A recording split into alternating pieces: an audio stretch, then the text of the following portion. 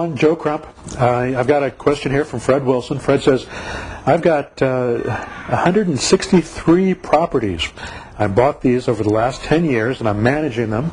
And my question is, how do you deal with cash flow problems when you have this many properties and trying to keep everything on track? How do you get cash flow to? I'm just trying to paraphrase here. What's the best way to increase your cash flow on a situation like this? Everybody I know that owns a lot of properties that doesn't have a lot of equity in those properties has cash flow issues.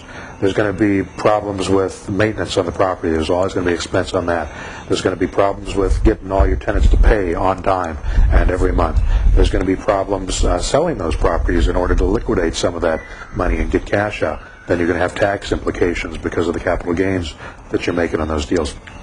So you've got to think of a different way to bring in cash flow. I look at the business in two different parts. One is long-term investment, which you've got these great properties. They're going to be good long-term investments. They're going to pay for themselves. You're going to have to put up with the headache of making those things happen, but you've got good properties.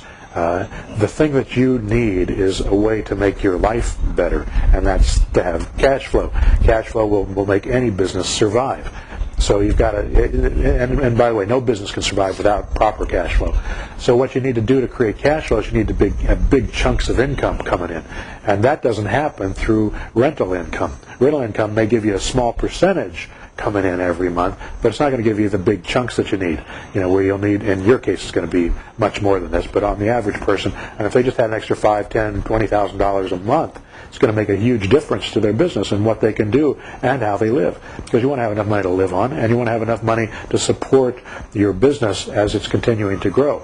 So once you get the cash flow going, and the cash flow, by the way, will come from doing deals, by flipping deals. So you flip the deals to do the cash flow. You buy the properties to keep long-term and hold them either as lease options or as rental properties to get the long-term wealth.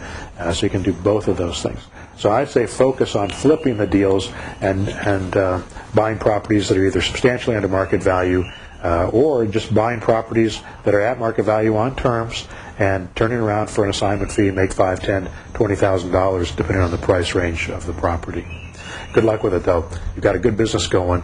Don't drop the ball on that, but if you don't get your cash flow in order, you're going to be in bad shape. So good luck with it.